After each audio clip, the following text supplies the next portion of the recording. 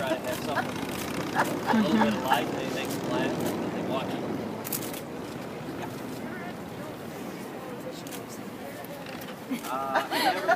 Yes. Oh, look, there are a lot of passions. There are a lot of sharp disagreements that occur in this movement. But at the same time, everyone treats each other with some non-human respect. Not as much as they should, but it's still better behaved than most junior high level. Although in a lot of ways it's similar to a junior high level. Yeah. What was your hardest obstacle getting where you are now? My hardest obstacle was getting. You know, the campaign was difficult. I mean, the campaign, when I started running for Senate at the beginning of 2011, I was at 2% performance. Nobody thought I had a prayer. And it was a $50 million primary. It was incredibly expensive. And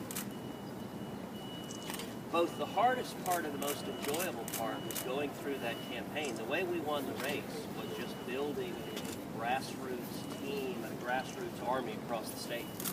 And it was just spending thousands of hours in IHOPs and Denny's and just sitting with people, listening to them, asking them about their concerns, talking back and forth. And I mean, it ended up just being built by tens of thousands of men and women across Texas who believed in what we were trying to do and who worked really hard. So that was a lot of hours and a lot of work, but it was also incredibly uplifting and encouraging at the same time. We have a question here. Yeah. Are you going to consider running for president in 2016? Well, it's a great question, and time will tell. You know, I'm very much trying to keep my focus on what's happening here in the Senate right now. We've got some big challenges in this country, and it is it's a real privilege to have a chance to serve at a time when the stakes are really high, where we're facing fiscal and economic challenges that really are going to determine the shape of the country that y'all are going to inherit. And so I try to keep my focus every day on coming in and fighting for 26 million Texans. You know, you think about it, it's one thing to have one boss. I've got 26 million. I work for and I keep that in mind every day. You know, I have to tell you, there has not been a day I've walked into this building that it hadn't taken my breath away. That I haven't walked in and wondered, how on earth do I have the privilege to be here? I think there have been some days my colleagues have wondered why. Here, let's go ahead. As a Texas senator, like, what are you doing in specific for Texas? That is a terrific question, and I'll answer it on two different levels. One, throughout the state. We've got regional offices throughout the state. And about half my staff is based down in Texas. And they spend a lot of their time on constituent service.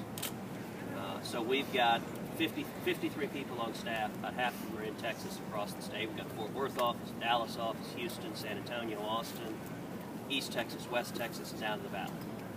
And a lot of what they're doing is dealing with issues constituents face. Someone's got a problem with their Social Security check didn't come in. A veteran's got an issue with the VA. And they call and ask their senator, hey, can you help me out? And we've got a whole staff that keeps active case files and tries to help Texans deal with the federal government, which can be a frustrating and confusing thing. You know, the second thing, I mean, my top priority every day is working to bring back economic growth, because I've spent a lot of time traveling the state listening to Texans.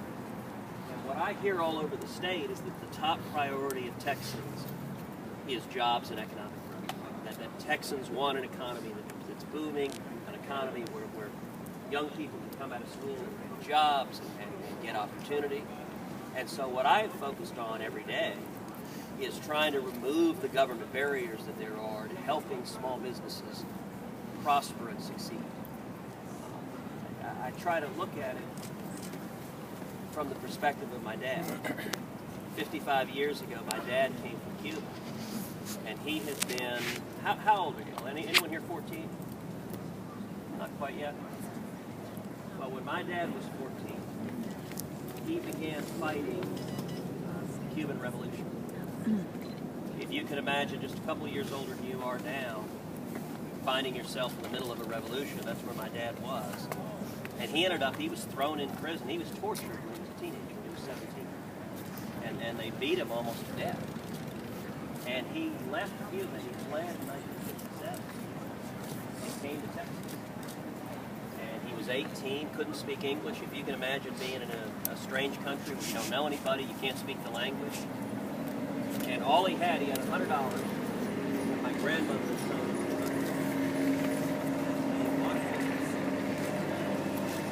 and ate his way through the University of Texas. And I try every day to think about people in the situation my dad was in, who are washing dishes, who are struggling, but who are working to achieve the American dream. And if we can have an environment, an economy that's booming, where small businesses are doing well, it maximizes the chances everyone has to achieve the American dream. All right.